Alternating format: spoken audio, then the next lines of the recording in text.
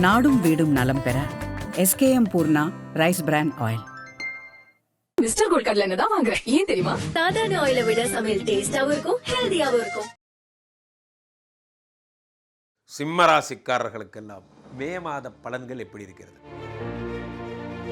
இந்த பக்கம் என்னடான்னா 4-9 கூடிய பாதகாதிபதி ஆட்சி பெற போகிறார். ரைட்டு. அப்போ சிம்ம ராசிக்காரர்களுக்கு நல்லதெல்லாம் நடக்க போதா? சூப்பராக நடக்க போகுது. ஜாபில் ஐடியில் இருக்கிறவங்க ஒரு வரியில் சொல்லட்டுமா,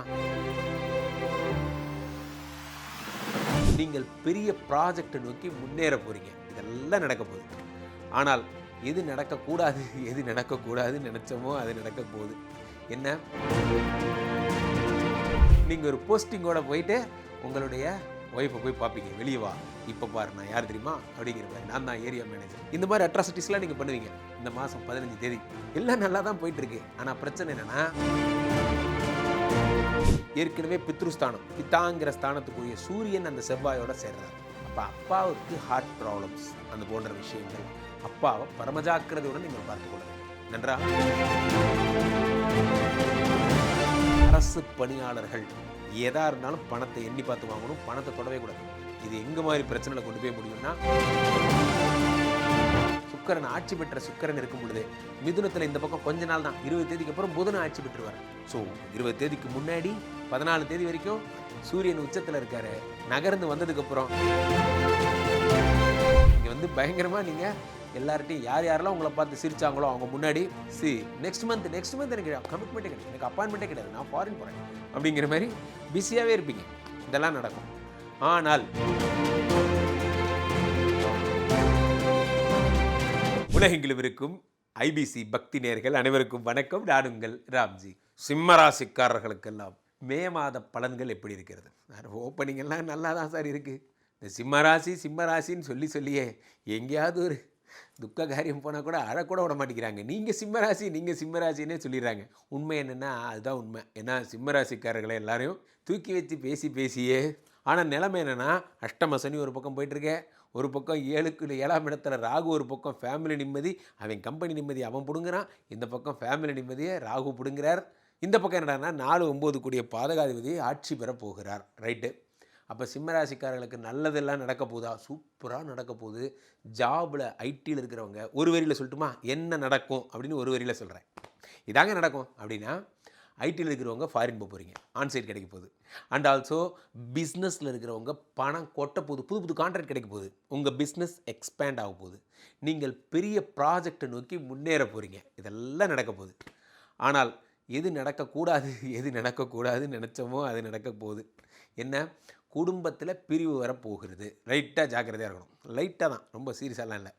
அப்போது அதை நோக்கி போயிடலாம். இப்போ மே மாதம் நம்ம என்ன செய்யணும் அப்படிங்கிறத நோக்கி போகலாம். பாயிண்ட் பை பாயிண்ட்டாக உங்களுக்கு நான் விளக்கமாக சொல்கிறேன்.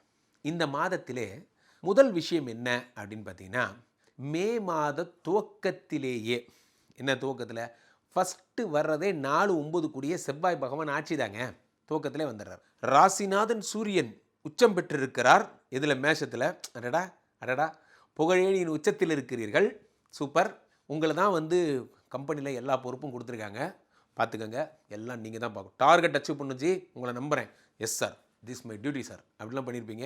இந்த மிலிட்ரி மாதிரி போலீஸ் மாதிரி இருக்கிறவங்கலாம் என்ன பண்ணுவீங்களோ தெரியாது, இந்த இதை அச்சீவ் பண்ணும். எஸ் சார், ஓகே சார், இந்த மாதிரிலாம் கேப்டன்ஷிப் ஆகிறது, பொறுப்புகளை கையேற்றி இருப்பீங்கன்னு சொல்ல வரேன். அந்த சேல்ஸில் இருக்கவங்களாகட்டும் அல்லது அரசு பணியில் இருக்கவங்களாகட்டும், உங்களை பொறுப்புகளை ஏற்றுக்கொண்டிருப்பீர்கள், அதில் சாதித்தும் காட்டப் போகிறீர்கள். காரணம், ராசிநாதனே உச்சம். உங்கள் ஆள் சூரியன், உங்கள் ராசிநாதன் தான் ஊருக்கே HOD. நீங்கள்லாம் யார்? HODயோட பையன், HODயோட பொண்ணு. சாதாரண நாள்லாம் கிடையாது. You are the childrens of the HOD. எல்லாம் நல்லா தான் இருக்குது. பணம் இல்லையே, இந்த இருங்க ஒன்றுனா வரும். வெயிட். பெரிய ஆட்கள்லாம் ஃபீல் பண்ணக்கூடாது. அது ப்ராஜெக்டாகவே நினச்சி மூவ் பண்ணுமே தவிர ரன்னிங் மணிலாம் நமக்கு கிடையாது. ஸோ அப்போது 9ஆம் இடத்துல இந்த பாக்யஸ்தானத்தில் யார் வரா? சுக்கரனோட இருந்தவர் அப்படி நகர்ந்து அவரெல்லாம் போயிட்டார். இப்போ சுக்கரன்லாம் அவர் ரிஷபத்துக்கு வந்துட்டார். இப்போ மாதத்தின் துவக்கத்தில் யார் இருக்கா? செவ்வாய் பகவான் மட்டும்தான் இருக்கார், சூரியனோடு சேர்கிறார். சூப்பருங்க. அப்போது என்ன ஆகும்னா, சூரியன் 9ஆம் இடத்தில் இருக்கும் பொழுது பெரும்புகழ் கிடைக்கிறது. கர்நாடகத்திலேருந்து ஃபோன் வருகிறது, கேரளாவிலிருந்து ஃபோன் வருகிறது, நீங்கள் தான் இந்த கம்பெனிக்கு வரணும், தமிழ்நாட்டில் எங்களுக்கு ஸ்கோப் இல்லைனாலும் பரவாயில்லைங்க, வட மாநிலங்களில் இருந்தாவது உங்களுடைய திறமை எங்கே மதிக்கப்படுகிறதோ அங்கெல்லாம் போவீங்க. அதாவது ட்ரான்ஸ்ஃபர் சொல்கிறாங்கல்ல, அதெல்லாம் அரசு பணியில் இருக்கவங்களுக்கெல்லாம் ரொம்ப சீக்கிரம் ட்ரான்ஸ்ஃபர் ஆகிடும். சரி, நான் பெங்களூரில் இருக்கேன் சார், சென்னை செட்டில் ஆகணும்னு எனக்கு ஆசை சார், இந்த மாதம் நடந்துடும். யாராக இருந்தாலும் சரிங்க. அதே மாதிரி சார் இங்கே இருக்கேன் சார், என்னோடய ஹோம் டவுன் வந்து கேரளா, நான் வந்து இங்கே தமிழ்நாட்டில் மாட்டிக்கிட்டு ஒரு 5 வருஷம் ஆச்சு சார், நான் திரும்ப அங்கே போயிடுவீங்க. இது இப்படிலாம் ஒர்க் அவுட் ஆகும். 9ங்கிறது பயணம்னு பேர். அப்போ சூரியனோடு சேரும் பொழுது ப்ரமோஷனோட போவீங்க. சொந்த ஊரில் ஒரு படத்தில் வருமே, சிங்கம் படத்தில் வர மாதிரி அப்படி கீழே அப்படியே ஒரு காரில் வந்து அப்படியே பார்ப்பார், அப்படி சூர்யா அனுஷ்காவை பார்ப்பார், பார்த்தீங்களா நான் இன்ஸ்பெக்டர் ஆகி வந்திருக்கேன் அப்படிங்கிற மாதிரி நீங்கள் ஒரு போஸ்டிங்கோடு போயிட்டு உங்களுடைய ஒய்ஃபை போய் பார்ப்பீங்க. வெளியே வா, இப்போ பாரு நான் யார் தெரியுமா அப்படிங்கிற மாதிரி, நான் தான் ஏரியா மேனேஜர். இந்த மாதிரி அட்ராசிட்டிஸ்லாம் நீங்கள் பண்ணுவீங்க. இந்த மாதம் 15 தேதி எல்லாம் நல்லா தான் போயிட்டுருக்கு. ஆனால் பிரச்சனை என்னென்னா, இந்த செவ்வாய் பகவான் தான் 4-9 கூடிய பாதகாதிபதி. இவை உங்களுக்கு ஜென்ம சத்ரு இந்த செவ்வாய்.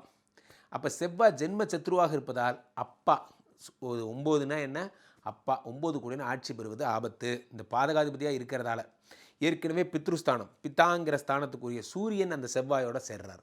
அப்போ அப்பாவுக்கு ஹார்ட் ப்ராப்ளம்ஸ், அந்த போன்ற விஷயங்கள், அப்பாவை பரமஜாக்கிரதையுடன் நீங்கள் பார்த்துக்கொள்ள வேண்டும். நன்றாக புரிந்து கொள்ளும், நெஞ்சில் எழுதிக்கோங்க, பரமஜாக்கிரதையுடன் பார்த்துக்கொள்ள வேண்டும். அப்பாவுக்கு உடம்பு சரியில்லை, உடனே கூட்டு போய் ஹாஸ்பிட்டலில் பார்த்துடணும். காலையில் பிரச்சனைன்னு சொன்னால் அடுத்த 1 மணி நேரத்தில் அவர் ஹாஸ்பிட்டலில் இருக்கணும். அது என்னன்னாலும் சரி, அது எவ்வளோ பெரிய வேலையாக இருந்தாலும் சரி, விட்டுட்டு வந்து முதல்ல you need to take care about your father. This is most important. Point number 1.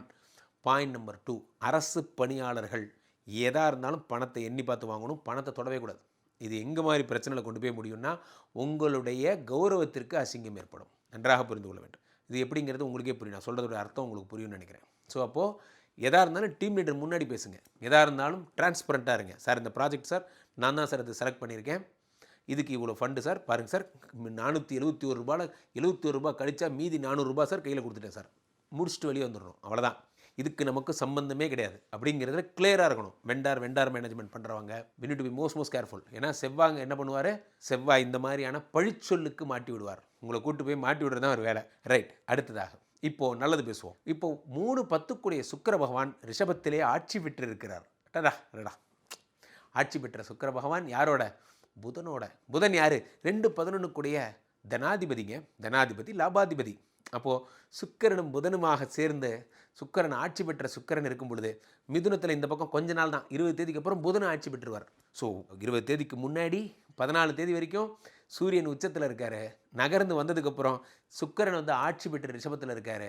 அதுக்கப்புறம் புதன் ஆட்சி பெற்று மிதுனத்தில் இருக்கார். வேறு என்னங்க உங்களுக்கு வேணும்? 3 கிரகமும், ஒருத்தர் உச்சம், அடுத்த சுக்கிரன் ஆட்சி, அடுத்து புதன் ஆட்சி. பிரமாதம். புது காரு, புது பைக்கு, புது கம்பெனி, புது வேலை, பிரமாதம் அப்படிங்கிற மாதிரி பிரமாதமாக இருக்க போகுது. என்னமோ நீங்கள் சொல்ல போகிறீங்க ராம்ஜி சார், அது வேணால் தெளிவாக புரியுது. இல்லை ஒன்றும் அந்த செஷனுக்கு வரல, முதல்ல நீங்கள் சந்தோஷப்படுறீங்க. ஸோ இப்போ இதெல்லாம் நல்லா தான் நடக்க போகுது. என்ன, பணம் வரப்போகுது, புது ப்ரமோஷன் வரப்போகுது, எல்லாமே நல்லா இருக்குது. இதில் என்னென்னா, யார் யாருக்கெல்லாம் பணம் வரும், வக்கீல் தொழிலில் இருக்கிறவங்களுக்கு, ஸ்டேஷ்னரி பொருட்கள் ஹேண்டில் பண்ணுறவங்களுக்கு, யாரெல்லாம் வந்து நீங்கள் ப்ரீச்சர்ஸ் வெளிநாடுகளுக்கெல்லாம் சென்று ஒரு விஷயத்தை எக்ஸ்பிளைன் பண்ண ட்ரைனர்னு சொல்லுவாங்க.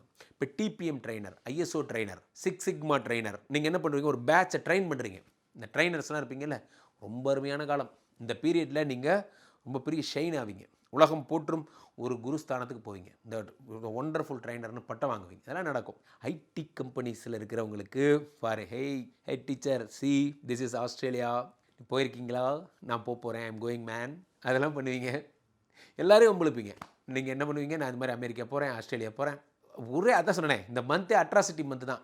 நீங்கள் வந்து பயங்கரமாக நீங்கள் எல்லார்ட்டையும் யாரெல்லாம் உங்களை பார்த்து சிரித்தாங்களோ அவங்க முன்னாடி நெக்ஸ்ட் மந்த் எனக்கு கமிட்மெண்ட்டே கிடையாது, எனக்கு அப்பாயின்மெண்ட்டே கிடையாது, நான் ஃபாரின் போகிறேன் அப்படிங்கிற மாதிரி பிஸியாகவே இருப்பீங்க.